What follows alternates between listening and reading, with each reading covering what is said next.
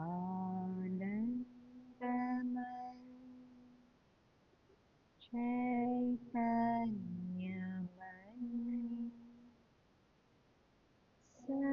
सत्यमयि परमे सत्यमयि परमे सत्यमयि परमे सत्यं ज्ञान सत्यं ज्ञान ज्योति अरविन्द सत्यं ज्ञान सत्यं ज्ञान ज्योति अरविन्द सत्यं ज्ञान सत्यं ज्ञान ज्योति अरविन्द ज्योति Arvind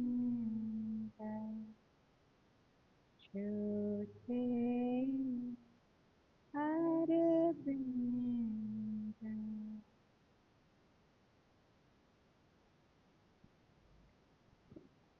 So the last word of our mantra was Jyotir Arvinda, right?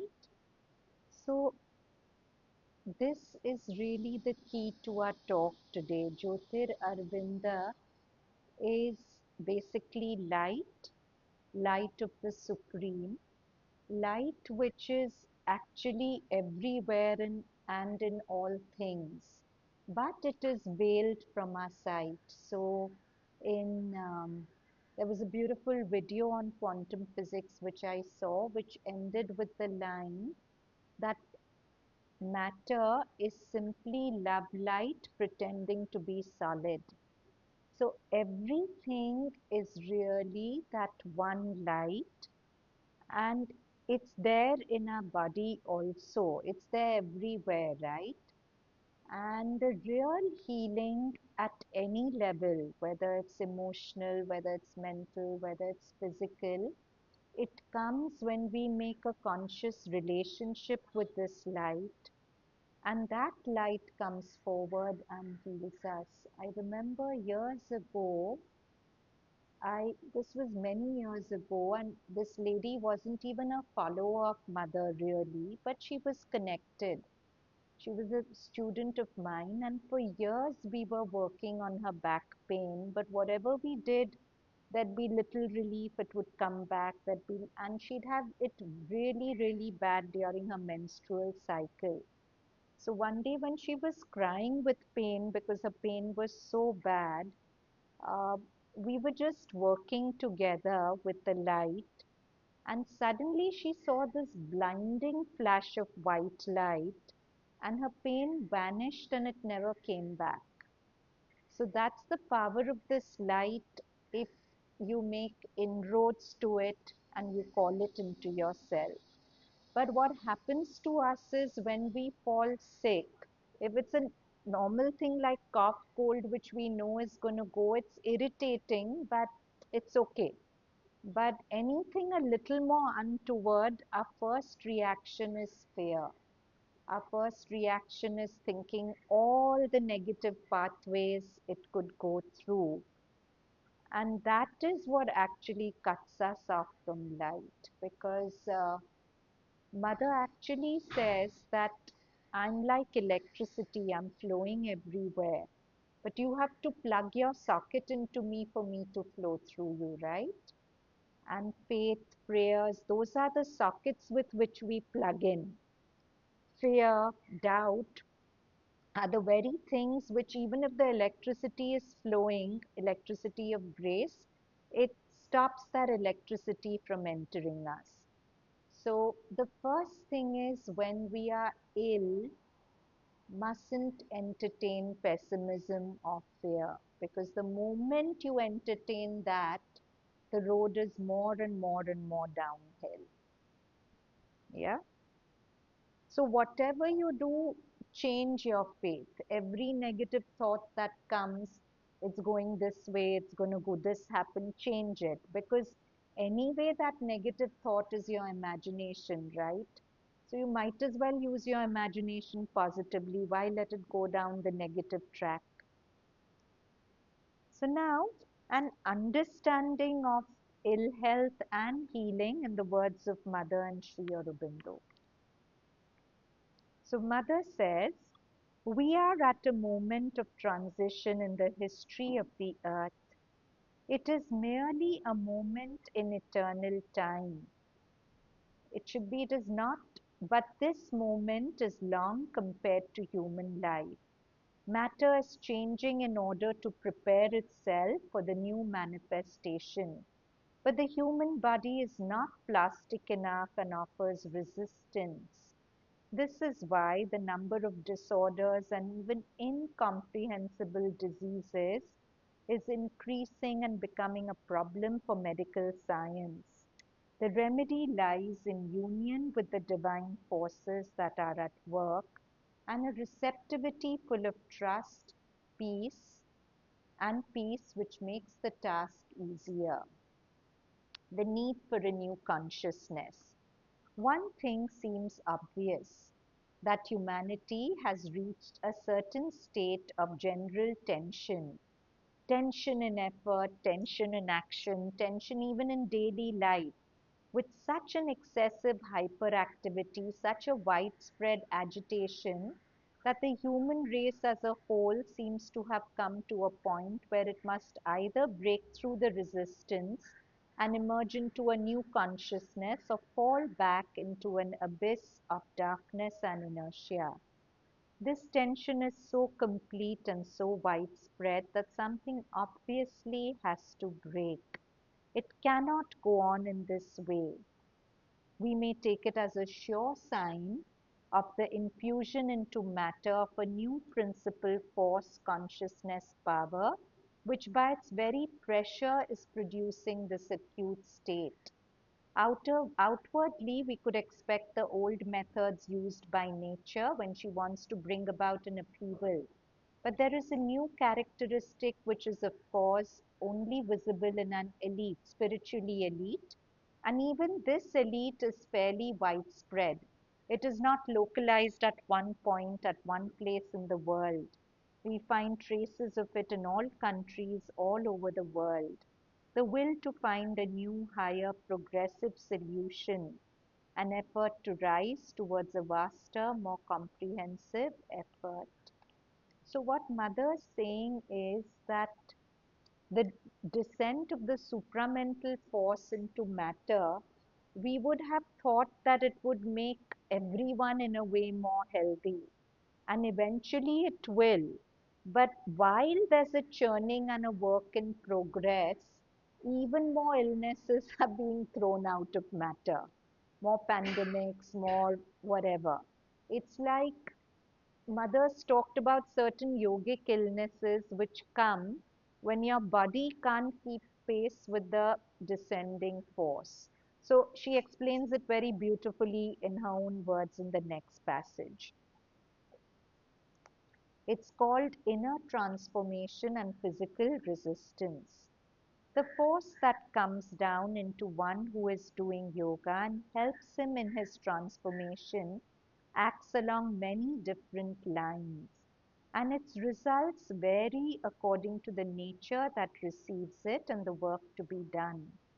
On one side, the action of the forces of yoga hastens the movement of transformation of the being in those parts that are ready to receive and respond to the power that is at work upon it.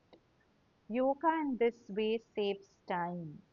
The whole world is in a process of progressive transformation. If you take up the discipline of yoga, you speed up in yourself this process. The work that would require years in ordinary course can be done by yoga in a few days and even in a few hours. But it is your inner consciousness that obeys this accelerating impulse. For the higher parts of your being readily follow the swift and concentrated movement of yoga and lend themselves more easily to the continuous adjustment and adaptation that it necessitates. The body, on the other hand, is ordinarily dense, inert, and apathetic. And if you have in this part something that is not responsive, if there is a resistance here, the reason is that the body is incapable of moving as quickly as the rest of the being. It must take time. It must walk at its own pace as it does in ordinary life. What happens is, as when grown up people walk too fast for children in their company, they have to stop at times and wait for the child who is lagging behind, comes up and overtakes them. The divergence between progress in the inner being and inertia of the body often creates a dislocation in the system, and that manifests as an illness. That is why people who take up yoga frequently begin by suffering from some physical discomfort or disorder. This need not happen if they are on their guard and careful, or if there is a greater and unusual receptivity in the body, then too they escape. But an unmixed receptivity, making the physical parts closely follow the pace of the inner transformation, is hardly possible unless the body has already been prepared in the past for the process of yoga.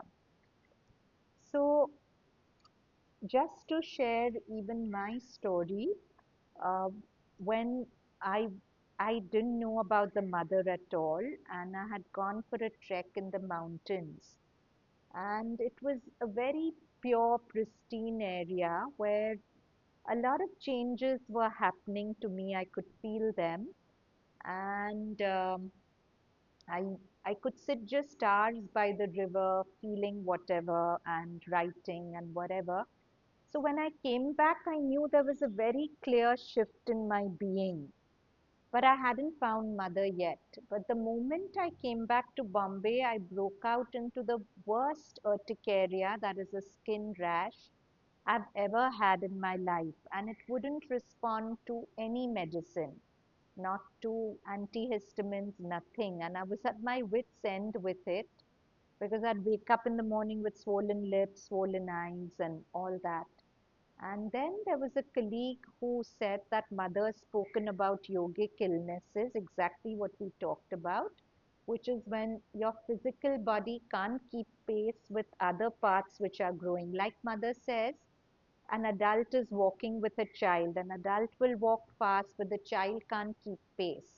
So it will fall because it's not walking at the same pace. So I asked her that I want to read about it. So she gave me an All India magazine. I don't even think it had anything about yogic illnesses or, but I saw mother's picture. Often in the All India magazine, there's a picture of the mother and there were some words written by her. And I was gone. I don't know what happened to me. It was just that picture and there was that writing. It was the Radha's prayer, to the divine, which in mother's words.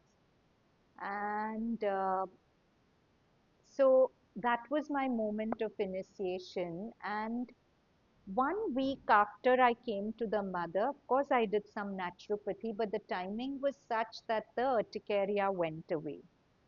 So we don't know how these things work, but it is a real fact that when you open to the light and your body can't keep pace with it, it has its hiccups, which is why the mother placed so much emphasis on physical development. If you go to the ashram, there's so much emphasis on sports and but You could be a very fit person but have a very unreceptive body. Receptivity of the body is not about building muscle, and of course, it helps. That kind of fitness is a part of it. But it's something much more than that. It's about, uh, see, when you meditate, sometimes you feel a lot of light in your mind, maybe even in the vital. But many of us are not able to feel that light in the body because the body hasn't opened its gates to the light. So, if that happens, that creates a sort of friction which can lead to some illnesses.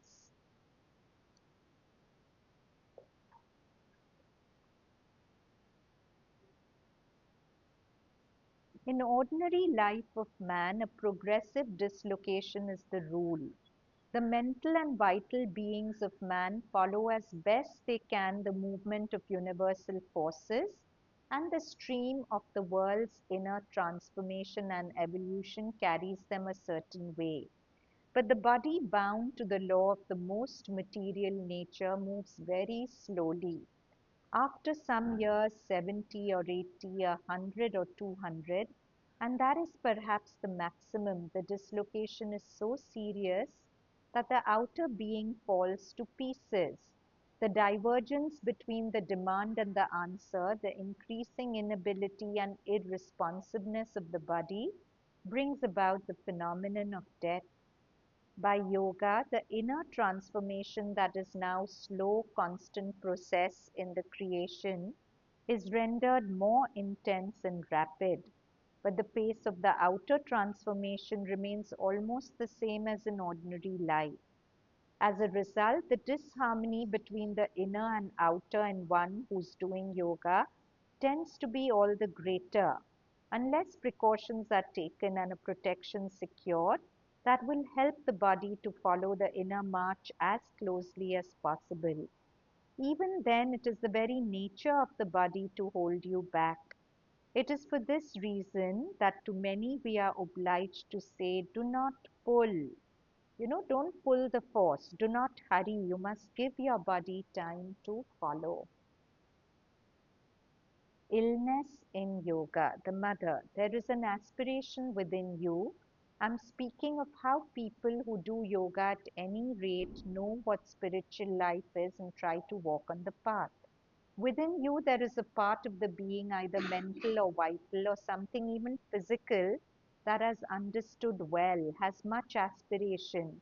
It's special aptitudes that receives the forces well and is making good progress. And then there are others that cannot, others still that don't want it, and that, of course, is very bad. But there are yet others that want to very much but cannot, do not have the capacity, are not ready. So there is something that rises upwards and something that does not move. That causes a terrible imbalance. So there's something in you which is ascending towards the higher consciousness, and another part which wants to follow but cannot. It's stuck. And usually this translates itself into some illness or other. For you are in such a state of inner tension between something that cannot or something that clings, that does not want to move, and something else that wants to, that produces a frightful unease, and the result always is an illness. You do the yoga according to the capacity. You have been told, open yourself, you will receive the force. You have been told, have faith, be of goodwill, and you will be protected. And indeed, you're bathed in the consciousness, bathed in the force, bathed in the protection, and to the extent you have faith and open yourself, you will receive all that. And it helps you to keep well and reject little inner disturbances and re-establish order when they come, to protect yourself against small attacks or accidents which might have happened. But somewhere in your being, either in your body or in your vital or mind, in several parts or even in a single one, there is an incapacity to receive the descending force. This acts like a grain of sand in a machine. A fine machine working quite well with everything going all right. And you put into it just a little sand, nothing much, only a grain of sand. Suddenly everything is damaged and the machine stops. Well, just a little lack of receptivity somewhere, something that is unable to receive the force, that is completely shut up. When one looks at it, it becomes like a dark little spot somewhere, a tiny thing hard as a stone. The force cannot enter into it, it refuses to receive it. Either it cannot or it will not. And immediately that produces a great imbalance. And this thing that was moving upward, that was blooming so wonderfully, finds itself sick. And sometimes, just when you were in the middle of normal equilibrium, you were in good health, everything was fine, you had nothing to complain about. One day, when you had grasped a new idea, received a new stimulus, when you had a great aspiration and received a great force, and had a marvelous experience, a beautiful experience opening inner doors, giving you a knowledge you did not have before. You were sure everything was going to go well. The next day, you are taken ill. Exactly what I shared with you. I was so good in the mountains and I came back. I'm sure all of you have somewhere experienced that a little bit. So you say still that it is impossible. That should not be. But it was quite simply what I have just said, a grain of sand. There was something that could not receive. Immediately it brings about a disequilibrium, even though very small, it is enough, and you fall ill. So somebody asks, Mother, but are not illnesses sometimes the result of microbes and not a part of movement of yoga? Where does yoga begin, Mother say, and where does it end? Is not the whole of your life yoga? The possibility of illnesses are always there in your body and around you. You carry within you or swarm about you the microbes and germs of every disease. How is it that all of a sudden you succumb to an illness which you did not have for years? You say it is due to a depression of the vital force. But from where does the depression come? It comes from some disharmony in the being, from a lack of receptivity to the divine forces. When you cut yourself off from the energy and light that sustain you, then there is depression. There is created what my medical science calls a favorable ground, and something takes advantage of it. It is doubt, gloominess, lack of confidence, a selfish turning back upon yourself that cuts you off from the light and divine energy and gives the attack this advantage. It is this that is the cause of your falling ill and not microbes. So what mother's saying is that anyway your mouth is buzzing with a million germs. You know that, right? Why is it that sometimes, for example, you get a cold or a cough because that moment your immunity dipped. What makes your immunity dip? Your consciousness, right? When you're connected to the light that you are and you're in a happy, positive state, that light is your immunity. But if the moment you go into a wrong movement of thought, some kind of attachment, some kind of imbalance created by possessiveness or sadness or negative thinking or doubt, that weakens your immunity. And when that happens, it's like there's a battle all the time, right, between the forces of light and the forces of darkness in your body. The microbes, mother says that microbes are really condensed forces of bad will. Yeah, bad will condenses and solidifies into microbes. So they are there in the world, they are there in your body. But if your immunity, your army is strong, if your consciousness is in the right place, the microbes cannot win. But the moment your consciousness dips, that's when your army becomes weak. And that's when the microbes get an upper hand and you fall ill.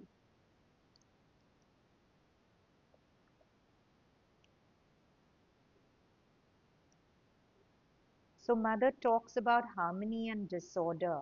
Actually, everything in this world is a question of equilibrium or disequilibrium, of harmony or disorder. Vibrations of harmony attract and encourage harmonious events. Vibrations of disequilibrium create, as it were, a disequilibrium in circumstances, illnesses, accidents, etc. This may be collective or individual, but the principle is the same, and so is the remedy to cultivate in oneself order and harmony, peace and equilibrium by surrendering unreservedly to the divine will. Psychological causes of illness. And illness of the body is always the outer expression and translation of a disorder, a disharmony in the inner being. Unless this inner disorder is healed, the outer cure cannot be total and permanent. So, illness is always an external manifestation of some disharmony in your consciousness. The moment that disharmony is set right, the illness is set right. That's what she's saying.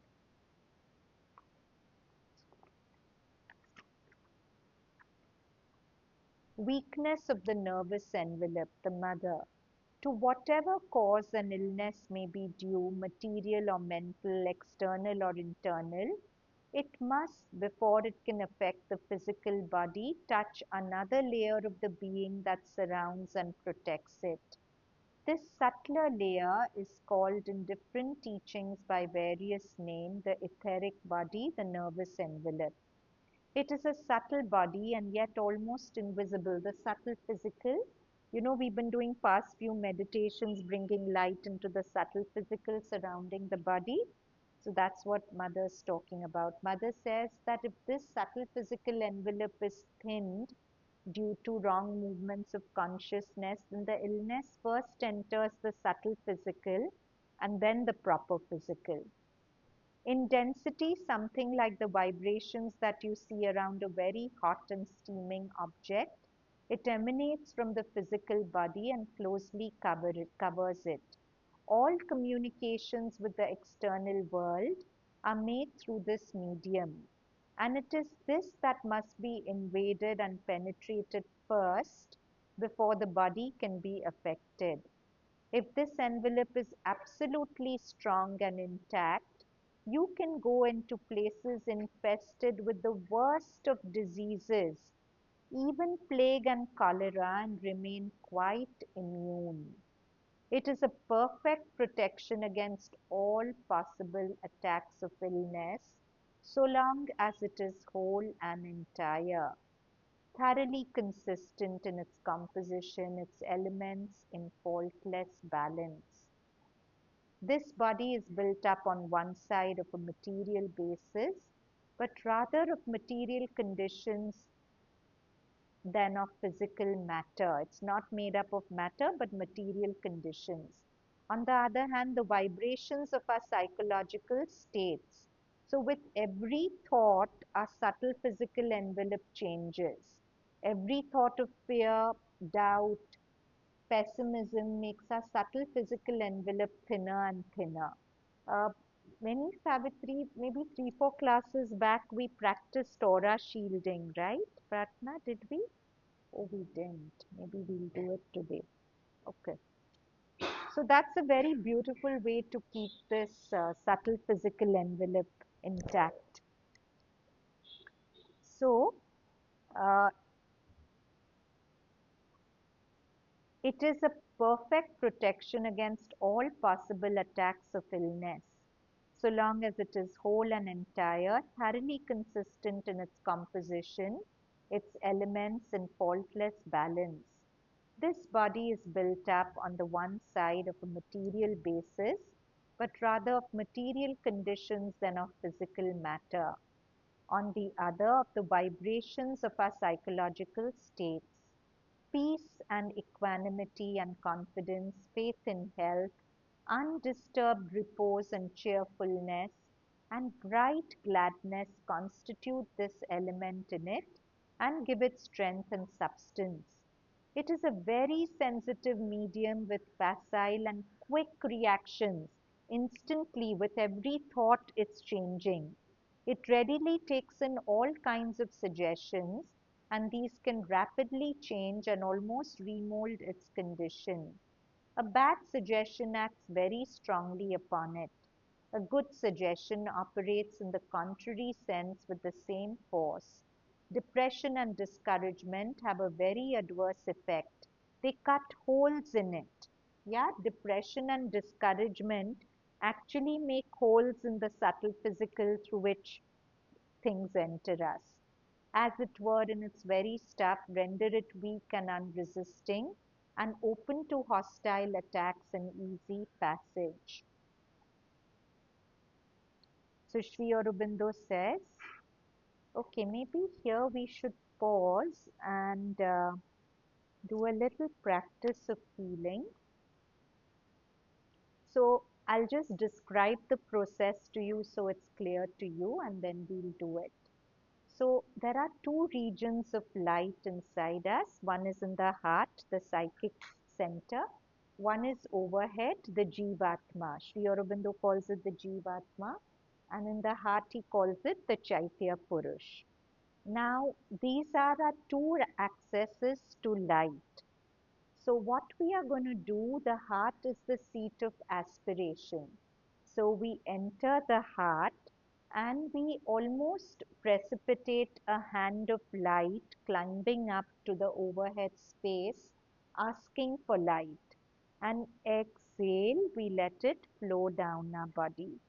So mother's light is white in color, Sri Aurobindo's is blue in color, and the supramental is golden. So first we make an aura shield around us. First we invite white light, around it a second shield of blue light, and around it a third shield of golden light, supramental light. Now once we've invited that light into our subtle physical, so we'll call down the light not only into our physical but the surrounding subtle physical, which is like an energy space suit. Once it's there, then you focus on any part which you want healing for. And what you'll do is from your heart, first your hand reached out and called down the light from above. Now the hand from the, suppose I'm healing my stomach. So I invite a hand from my heart to go into the stomach and reach out to the light in the subtle physical as I inhale. Exhale, draw that light into that part. Clear? Clear as a process, everyone? So now let's do it. Then you invite it into your whole body because emotions are in your whole body. Hmm? Then you just inhale, feel as if your whole body is opening to light, exhale in. So sit straight.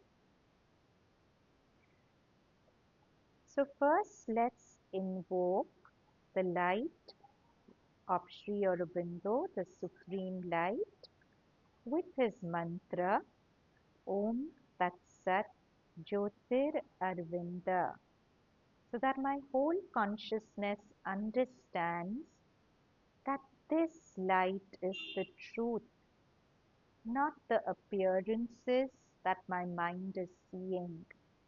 Om Tat Tat Sat, truth. This alone is the truth. So, with an aspiration to live this mantra, to live life as if I'm living in a sea of magic and light, as if this body is also just a condensation of this light, the way everyone else is. And sometimes just the aspiration to connect with this light and see its magic can be the most exciting thing in your life. So let's invite this light. We'll chant the mantra 7 times.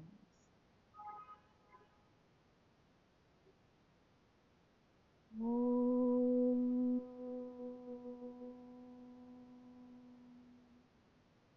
Tat Sat Jyotirarvinda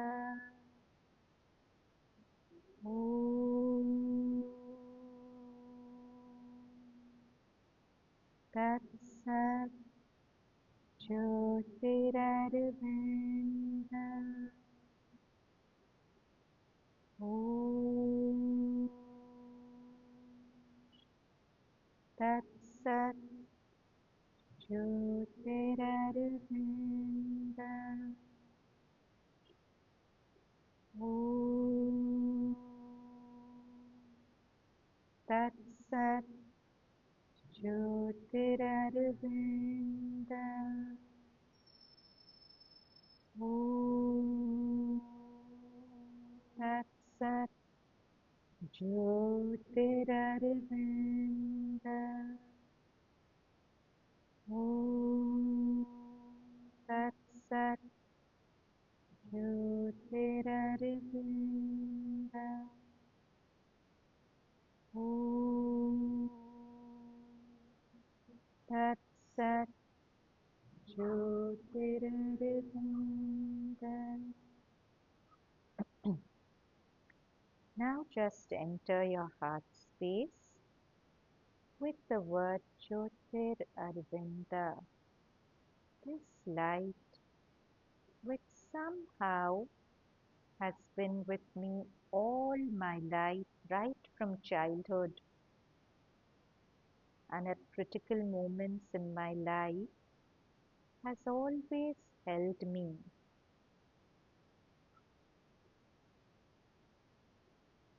So feeling gratitude and love for this light.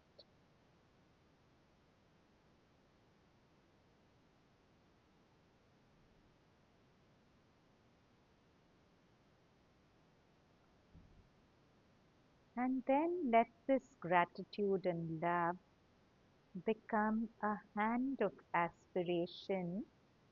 As you inhale, that hand shoots up from your heart to the overhead space,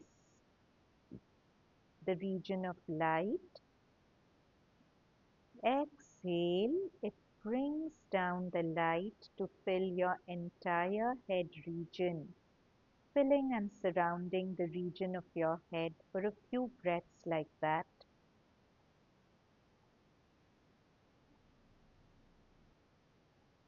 If it helps you, articulate Jyotir Arvinda as you exhale.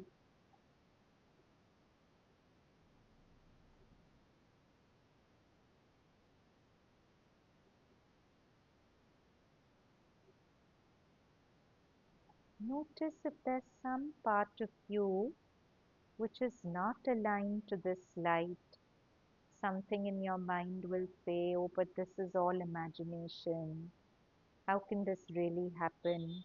I'm not so great that I can have access to this light. So just as if that thought formation is a being in itself, open that itself to light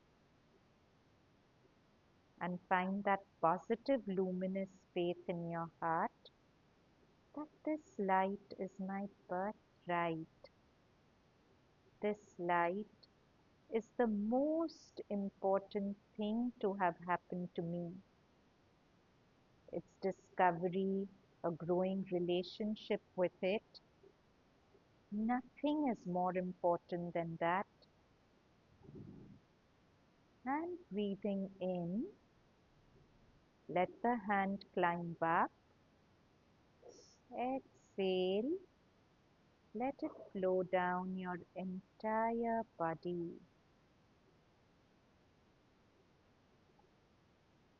When it flows down, filling and surrounding the body, so entering the body and invite it into the subtle physical surrounding the body also. For a few breaths, inviting the mother's white diamond white light to fill and surround the body. Inhale, the hand from the heart climbing up. Exhale, Ma, and her light triumphantly entering your body.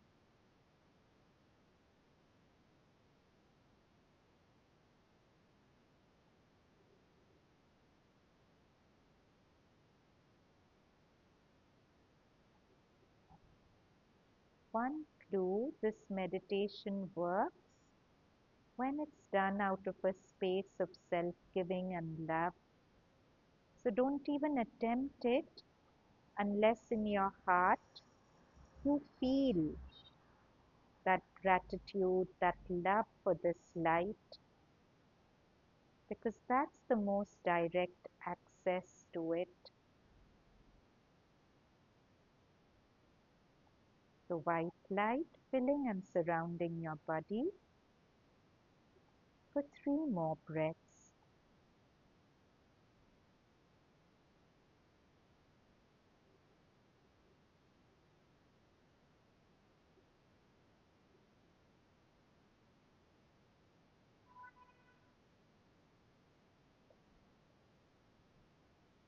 Now, a second shield of light, blue light, Sri Aurobindo's light, Jyotir Arvinda. Inhale from the heart, reaching out for it. Exhale, a second shield of light, filling your body and surrounding your body, percolating the white light closest to the skin and extending beyond it.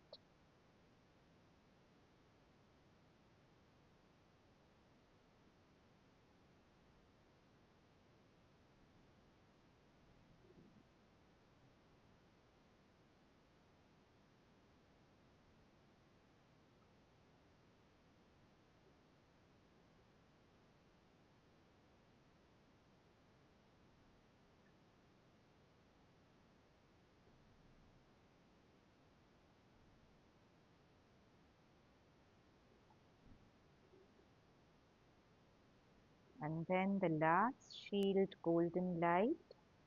Same process. Feel it descending into your body, surrounding the body, extending beyond the blue light.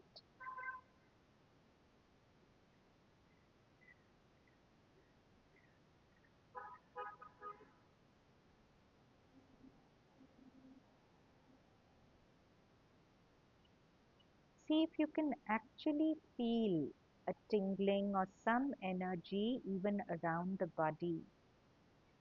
And as you sit in this, just for a few breaths, create a bubble around yourself and fill that bubble with the light from overhead. Inhale, the hand rising up. Exhale, the light pouring into that whole bubble around you. The physical body, the subtle physical, which is the space suit, and the bubble around. That's your aura.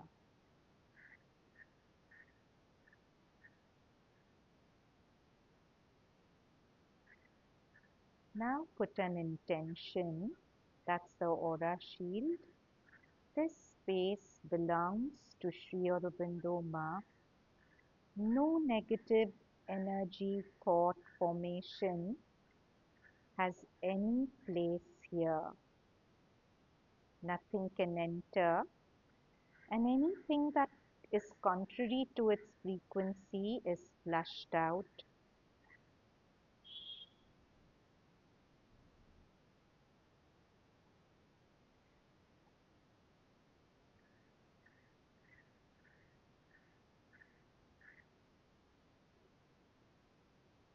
Now focus on the part you want to heal.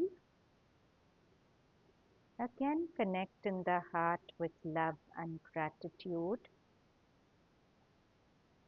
Inhale, feel a hand of light from the heart, reaching out to that part from inside and going beyond that part to the light in the aura. Exhale, the hand is pulling that light into that part gently for a few breaths like that.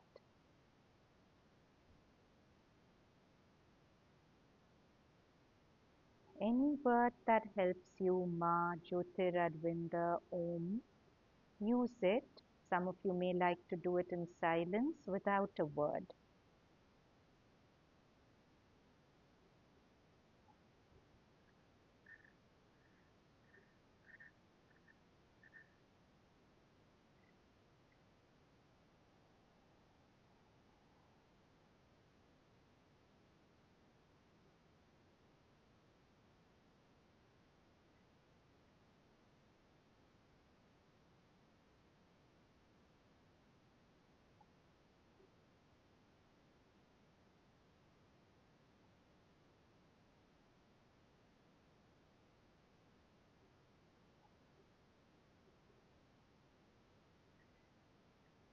See the light actually healing the part.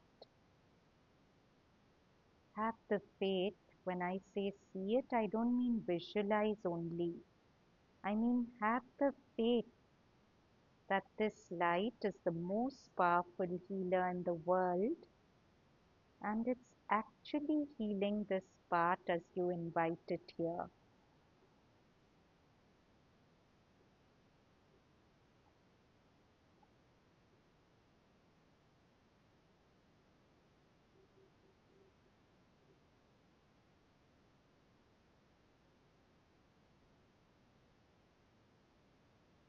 Three more breaths.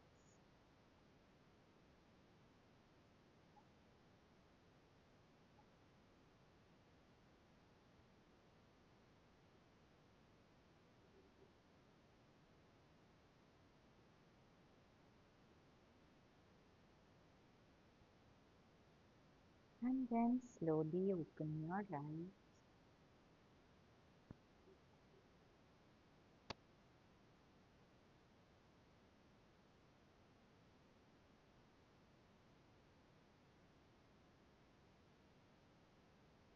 If it's difficult to open your eyes, keep your eyes shut. And whenever you're ready to, you slowly open them.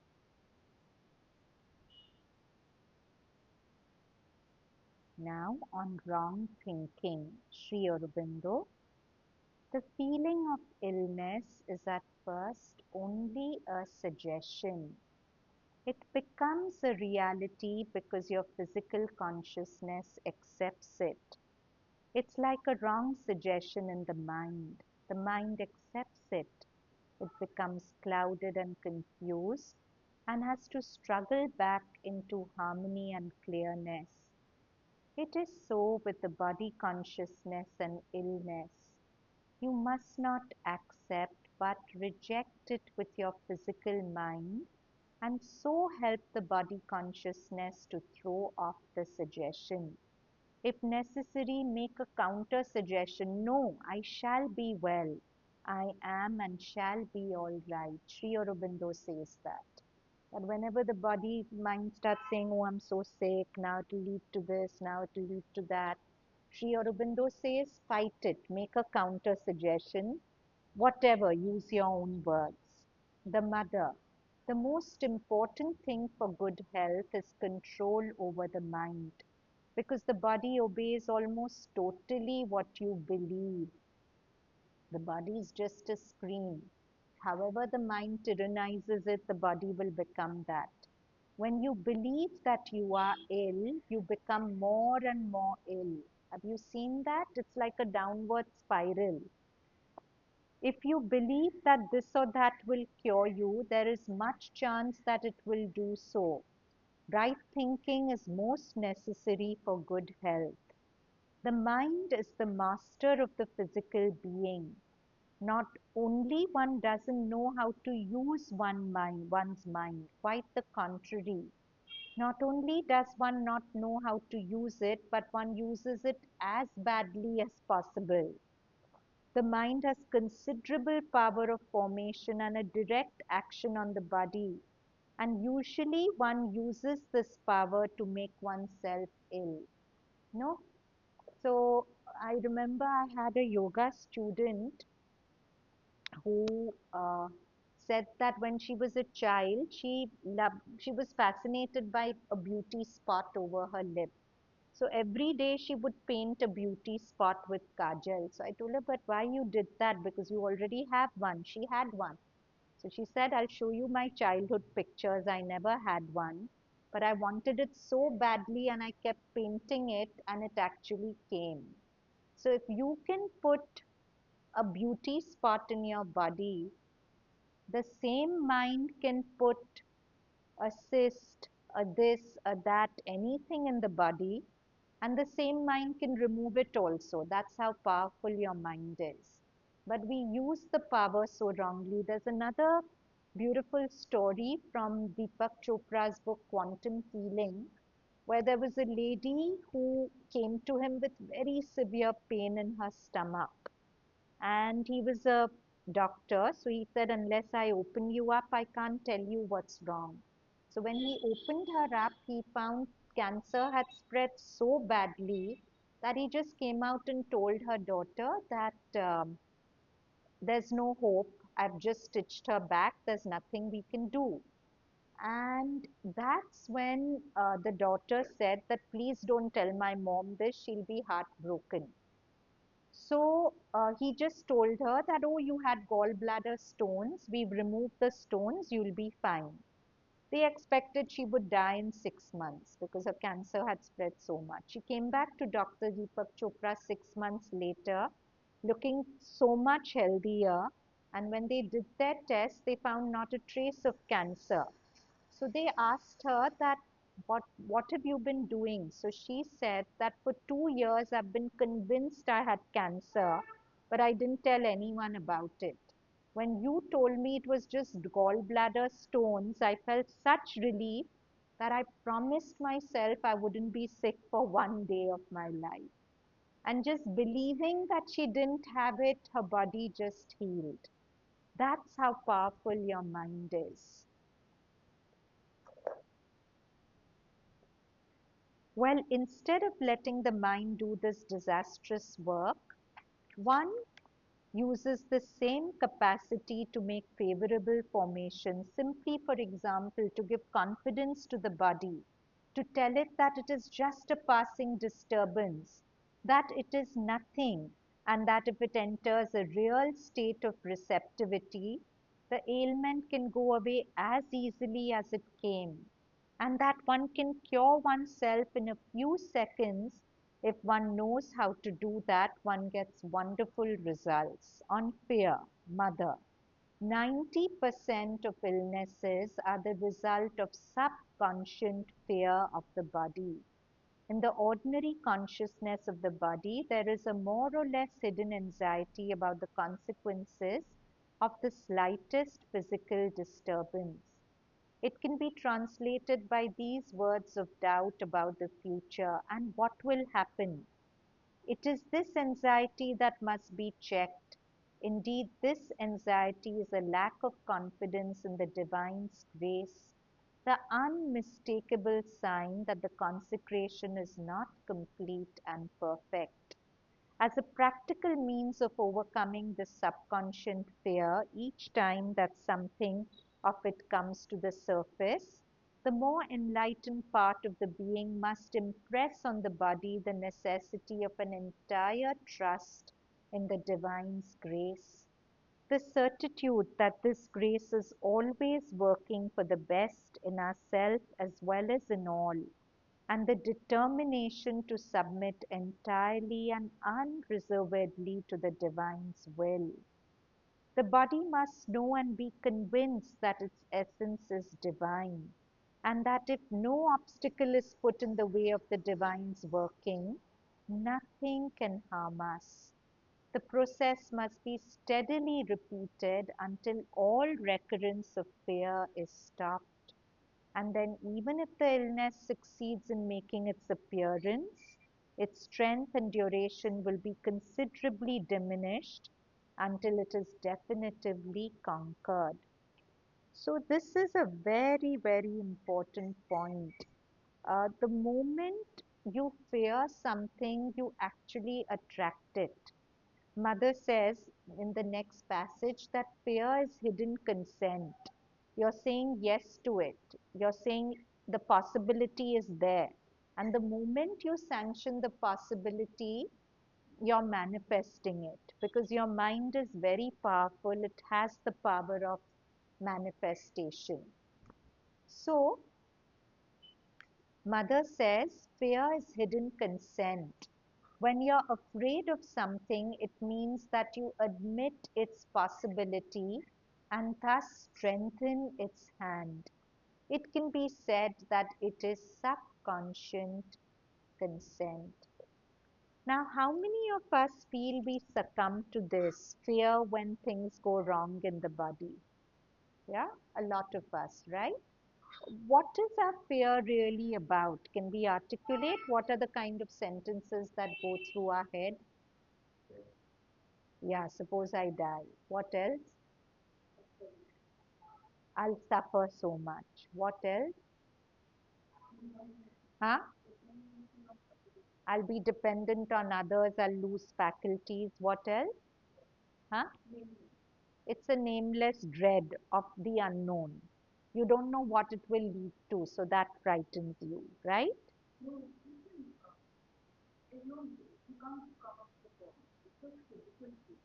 Okay. That also happens. Sometimes it is fear of the unknown. You don't know where it will lead. So the point is, we are living actually in a realm of unknown all the time, right? And a lot of our paranoid behaviors because we don't know. Forget to the body. We don't know what's going to happen to our relationships tomorrow, to our work tomorrow, to anything. But that's where we live in surrender. I keep repeating Sri Aurobindo's words that in the final analysis, you need to know only two things, that you have a soul within and grace above. If you know this, you don't need to know anything else because that's going to take care of everything, right? So if that applies to circumstances of life, more challenging when there's an illness, but when thoughts come, I don't know where it will lead, where it will go. If I can draw on this faith in my heart, that, that beautiful line from the song Amazing Grace, it was grace that brought me safe thus far, and grace shall take me home. Whichever way it will go, I'll be protected, I'll be guided, a solution will come. And in fact, the more I give in to fear, the more I block myself off from the guidance and the solutions that come. It's a phase in my life. I'll go through it, I'll come out stronger, I'll come out healed. The more you hold on to this faith, and the more that is your inner dialogue rather than fear, the more accessible the healing is. Look back on your past. All of us have been through our glitches, physical and otherwise. And hasn't things somehow almost magically guided, taken us out of it, brought us back on our feet? But every time we go through the cycle, we seem to forget that that was the process.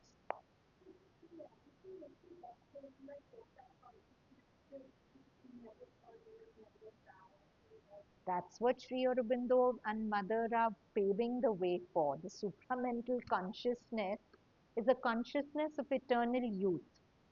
uh, when the body gets supramental, see, why do Mother said no, we fall ill because other parts of us are growing, but the body is constantly not keeping pace. The body is falling back as we are growing. So as a consequence, the body is degenerating till it dies. But when the body consciousness opens to the supramental light, the body also grows along with other parts of our being. Then in the supramental world, there won't be a death. It will be an eternal youth. But that is, of course, when it happens. But at at the stage of evolution that we are at, we can consciously collaborate in any way we like. And the more we open to the light, particularly the body, the more we'll see this happening with us. We'll fall in less and less and we'll recover faster. But to some extent, that opening of the body consciousness is not so much in our hands because the body is the least plastic, the most dense. But if we keep our faith in the mother and we keep calling to her, she knows how to make the body consciousness receptive and open. Hmm? So, yes, yeah, yeah.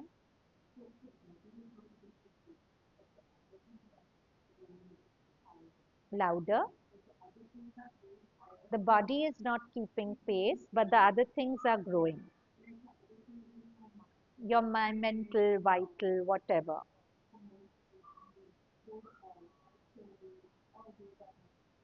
Yes, yeah, yeah, yeah. That, those are the other things. The other parts of your being are growing with the light, but the body is not being able to keep pace. So if we change that, and do you think it's actually impossible to change the inner dialogue from fear to faith? Yes, it's possible. But why is it difficult? Why is it difficult? So suppose in the moment you don't have access to that faith, then what do you do? You don't have access to the surrender also. In that moment, you might be in,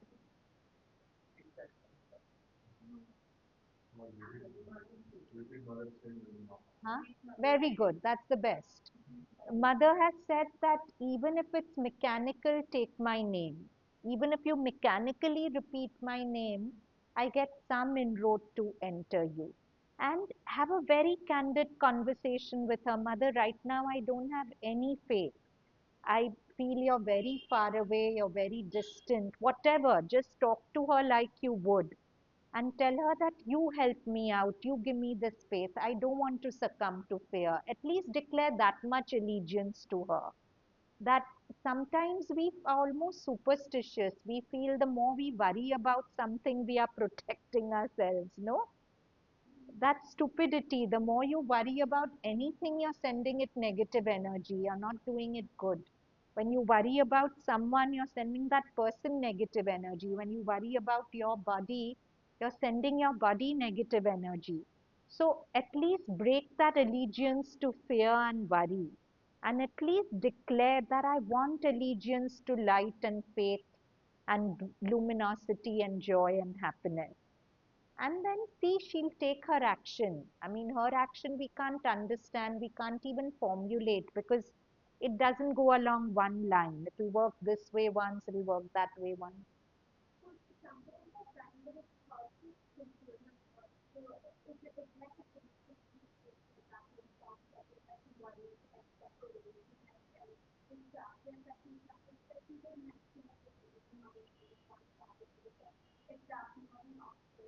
If that's not an option and you have a connection in the heart or the overhead, what we did you find a connection? You did. So sometimes connecting with that helps the most. I've shared this in a previous talk. Once when somebody very close to me was going through something really terrible, uh, it's like you feel one with that person and you're constantly feeling low and you're constantly feeling that person's pain. And it was like being in a kind of nightmare all the time. And then I suppose mother only spoke to me through my thoughts. She gave me this practice of staying in the heart with her for 108 breaths. And it was like magic. After 108 breaths, the pain would be completely gone. But after 1.5, 2 hours, it would come back. So every 2 hours, for I think 2 days, I would do 108 breaths in the heart with her. And by 2 days, the whole thing was gone. And once it was gone inside me, I like to believe it shifted outside also. That's the way you make life work. If there's chaos outside, the energy of that chaos is inside you. But if you invite mother to clear that chaos inside you, it automatically shifts outside also. So that is one way, or you could just focus on your breath, anything that makes you quiet. Try different ways. There's not one thing that will work for everyone. Different things work for different people. Sometimes just chanting 21 ohms. Ohms is a very powerful word. You remember, mother had said that once when she was in France and she didn't know anything about the ohm except that it's a sacred word. And somebody had come, an Indian had come to France to give a talk, and he started chanting ohms, and mother had vision. She was born with it. Moment he chanted om, she said she felt the whole room fill up with golden light. So you can, if nothing else, chant 21 ohms or whatever mantra, see what works. But find your access to light. That is very important. And for that, you should have a willingness to have an inner allegiance to it and break your allegiance to negative thinking, pessimism, and fear. So there's a lot more to health and healing, but we'll take that up in the next class. This class, I want you to practice the meditation we did um, and see how it works. Okay? Chalo, let's conclude with three ohms.